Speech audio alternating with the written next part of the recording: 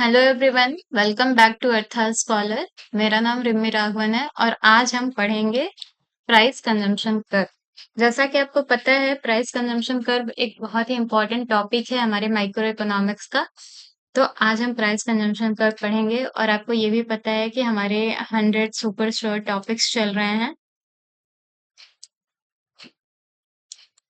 ठीक है, जिसमें आज का टॉपिक है price consumption curve. Price consumption curve क्या होता है इकोनॉमिक्स में? In economics, a price consumption curve represents how consumers' consumption bundles changes as the price of one good changes while holding income preference and the price of other good constant. इसका मतलब क्या है कि price consumption curve जो होता है वो represent करता है कि कंज्यूमर का कंजम्पशन बंडल कैसे चेंज हो रहा है जब प्राइस चेंज हो रहा है उस गुड का। ठीक है, बाकी सब कुछ इनकम प्रेफरेंस और अदर गुड्स के प्राइस को कांस्टेंट रखते हुए। मतलब क्या है कि अगर हम अदर गुड्स के प्राइस को कांस्टेंट रखते हुए किसी एक गुड का प्राइस चेंज करते हैं तो कंज्यूमर का कंजम्पशन बंडल कैसे चेंज होता है, इस चीज को रिप्रेजेंट करता है price consumption curve. Price consumption curves are constructed by taking the intersection points between the series of indifference curve and their corresponding budget lines as a price of two goods changes। मतलब आपको पता है कि consumer equilibrium क्या होता है, कि जहां कंज्यूमर का बजट लाइन और इंडिफरेंस कर्व, जहां बजट लाइन जो होता है इंडिफरेंस कर्व पे टेंजेंट होता है, वो क्या होता है, कंज्यूमर का इक्विलिब्रियम पॉइंट होता है। तो प्राइस कंजम्पशन कर्व जो होता है इसे इक्विलिब्रियम के पॉइंट्स के लोकस को दिखाता है। अगर हम तीन चार इक्विलिब्रियम निकालते हैं कि पहले ये बजट लाइन था तो कंज्यूमर यहाँ था, फिर ये बजट लाइन हो गया तो कंज्यूमर यहाँ हो गया, फिर मान लीजिए कि और आगे बढ़ गया बजट लाइन तो कंज्यूमर यहाँ हो गया। तो ये जो पॉइंट्स को हम मिला के जो कर्व बनाएंगे उसे हम कहते हैं प्राइस कंजम्पशन कर्व। आगे देख लेते हैं ग्राफ में कि पहले देखते हैं downward sloping price consumption curve. तो देखिए, in elasticity of demand we obtain downward sloping price consumption curve for good X when demand for it is elastic. मान लेते हैं हम एक्स गुड का प्राइस जो है वो चेंज हो रहा है। इधर एक्स गुड है तो पहले हमारा बजट लाइन क्या था, PL1। पहले हमारा बजट लाइन क्या था, PL1। फिर बजट लाइन जब ये था तो हम IC1 पे थे। IC1 क्या है, इंडिफरेंस कर्व है जिस पे हम थे, और Q हमारा इक्विलिब्रियम पॉइंट है जहां IC और बजट लाइन टेंजेंट हो रहा है। तो ये हमारा इक्विलिब्रियम पॉइंट है। नेक्स्ट, अगर हम प्राइस घटाते हैं, ठीक है, गुड एक्स की प्राइस घट जा रही है तो हमारा बजट लाइन क्या हो जाएगा, इधर राइटवर्ड मूव कर जाएगा। आपको पता है बजट लाइन जो होता है वो, अगर दोनों गुड्स का प्राइस एक्स और वाई दोनों की प्राइस अगर घटती तो बजट लाइन जो है वो शिफ्ट कर जाता, इधर शिफ्ट कर जाता आउटवर्ड। दोनों की प्राइस अगर बढ़ती तो वो इनवर्ड शिफ्ट कर जाता। लेकिन किसी एक की प्राइस घट या बढ़ रही है तो वो, चूंकि एक्स की प्राइस घट रही है तो वाई के साइड से बजट लाइन एग्जैक्ट वहीं रहेगा, जबकि एक्स के साइड से वो रोटेट करेगा। तो प्राइस घटने की वजह से क्या हो रहा है, वो राइटवर्ड मूव कर रहा है। तो हमारा बजट लाइन अब क्या हो जा रहा है, PL2, और हम IC2 पे शिफ्ट कर जा रहे हैं। और नेक्स्ट हमारा इक्विलिब्रियम पॉइंट R हो जा रहा है। ऐसे जब x की और वैल्यू घट जाएगी, सॉरी प्राइस और घट जाएगी, तो हमारा बजट लाइन क्या होगा, PL3 हो जाएगा और हम IC3 पे शिफ्ट कर जाएंगे।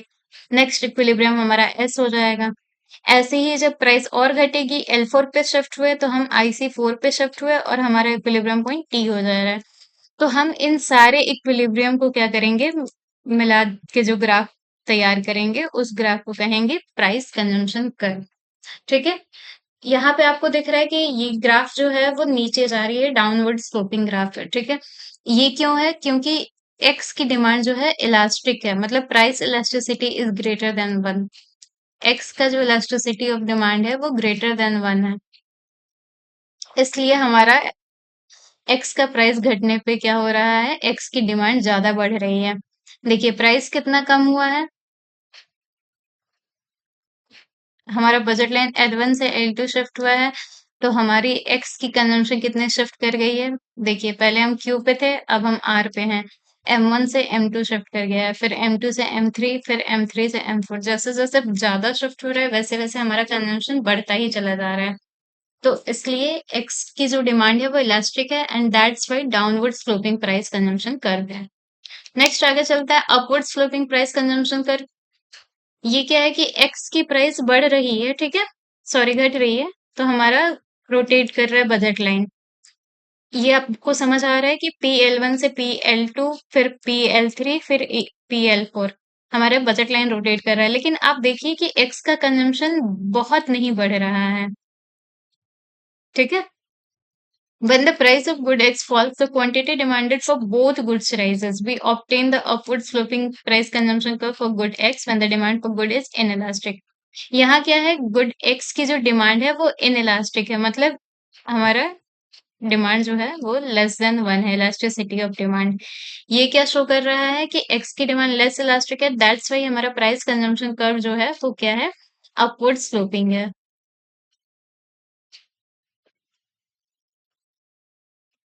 इस केस में क्या हो रहा है कि हमारी एक्स गुड की डिमांड और वाई गुड की डिमांड दोनों बढ़ रही है। पहले देखिए इतना था, अब वाई इतना हो गया है, फिर इतना। इससे क्या समझ आ रहा है कि एक्स और वाई दोनों गुड की डिमांड बढ़ रही है, दैट्स वाई हमारा upward sloping price consumption curve है। नेक्स्ट आते हैं हम backward sloping price consumption curve में, कि जैसे जैसे एक्स की प्राइस घट रही है वैसे वैसे हम एक्स की डिमांड को घटा दे रहे हैं। मतलब पहले हम क्यू यहाँ पे डिमांड कर रहे थे एक्स की इतनी क्वांटिटी और वाई की इतनी क्वांटिटी। जब हमारी एक्स की प्राइस घट रही है, हमारा बजट लाइन PL2 हो जा रहा है, तो हम इतनी क्वांटिटी वाई की कंज्यूम कर रहे हैं और इतनी एक्स की, मतलब हम इधर शिफ्ट किए लेफ्टवर्ड। मतलब क्या कर रहे हैं, एक्स का कंजम्पशन घटा रहे हैं। एक्स का कंजम्पशन क्या है, घट रहा है एज प्राइस। तो आपने पढ़ा है गिफन गुड्स के केस में ऐसा होता है कि प्राइस, गिफन गुड्स के केस में क्या होता है कि प्राइस और क्वांटिटी डिमांडेड दोनों में पॉजिटिव रिलेशन होता है। दोनों में क्या होता है, पॉजिटिव रिलेशन होता है।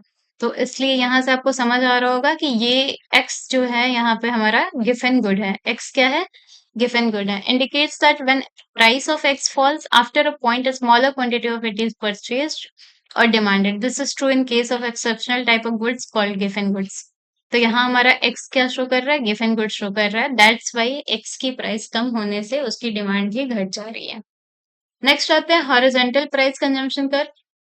ठीक, हॉरिजॉन्टल प्राइस कंजम्पशन कर्व में क्या है कि एक्स की प्राइस घट रही है तो हम एक्स की डिमांड बढ़ा रहे हैं, लेकिन वाई की डिमांड हमारी कांस्टेंट है। ठीक है, वाई क्या है, हमारा न्यूट्रल गुड है यहाँ पे, कि वाई की डिमांड जो है कांस्टेंट है और एक्स की डिमांड हम बढ़ा रहे हैं प्राइस घटने से। When the price of good X declines, its quantity purchased rise proportionately, but quantity purchased of Y remains same. We obtain horizontal price consumption curve. इस केस में क्या है, हॉरिजॉन्टल प्राइस कंजम्पशन कर्व है और elasticity for demand, elasticity of demand for good x ED क्या है, 1 है हमारा। तो मतलब हमने क्या पढ़ा कि जहां elasticity of demand greater than 1 हो, वहां negative sloping price consumption curve होता है। Elasticity of demand less than 1 हो, वहां positive sloping price consumption curve होता है, और 1 हो वहां हॉरिजॉन्टल प्राइस कंजम्पशन कर्व होता है। ठीक है, आगे बढ़ते हैं। एक और तरह का प्राइस कंजम्पशन कर्व होता है कि जनरली जो प्राइस कंजम्पशन कर्व होते हैं वो डिफरेंट स्लोप्स होता है डिफरेंट प्राइस रेंजेस पे। हमेशा आपको नेगेटिव स्लोपिंग, पॉजिटिव स्लोपिंग या हॉरिजॉन्टल प्राइस कंजम्पशन कर्व देखने को नहीं मिलता। कई गुड्स के केस में क्या होता है कि जब प्राइस उसकी हाई रहती है तो वो हम नॉर्मल गुड की तरह उसको लेते हैं। तो जब प्राइस हाई रहती है तो हमारा गुड क्या होता है, हमारे गुड की जो पीसीसी होती है वो नेगेटिव स्लोपिंग होती है। लेकिन जैसे ही प्राइस गिरती चली जाती है, एक टाइम पे क्या होता है कि हम उस गुड्स की डिमांड को घटा देते हैं। मतलब बढ़ता तो है लेकिन उतना नहीं बढ़ता जितना बढ़ना चाहिए। देखिए आप बढ़ने की रेट को देखिए, पहले प्राइस घट रहा था तो इतना हम गुड की डिमांड बढ़ा रहे थे, ये इतना है, ये इतना ज्यादा है, लेकिन अब प्राइस बढ़ रहा है तो क्या हो रहा है, गुड की डिमांड इतना बढ़ रहा है, इतना ही बढ़ रहा है, आगे जाएगा तो कुछ टाइम के बाद मे बी वो बैकवर्ड भी शिफ्ट हो जाए, जैसे गिवन गुड्स के केस में होता है। तो क्या होगा कि हायर प्राइसेस पे स्लोप्स डाउनवर्ड, पीसीसी का स्लोप जो है वो डाउनवर्ड है, जबकि एक टाइम पे हॉरिजॉन्टल शेप आएगा और फिर वो अपवर्ड स्लोपिंग हो जाएगा। मे बी वो कुछ टाइम बाद बैकवर्ड स्लोपिंग भी हो जाए गिवन गुड्स के केस में। तो नॉर्मली गुड का डिमांड कर्व जो होता है, प्राइस कंजम्पशन कर्व जो होता है, वो ऐसा ही होता है ज्यादातर गुड्स के केस में। ये तीनों जो हैं, नेगेटिव, पॉजिटिव और हॉरिजॉन्टल वाले, ये स्पेशल गुड्स के केस में है। Okay, thank you so much. आज की वीडियो हम यही एंड करते हैं, और thank you so much for watching. Like, share, subscribe, and stay tuned for our upcoming videos. Thank you. Thank you so much.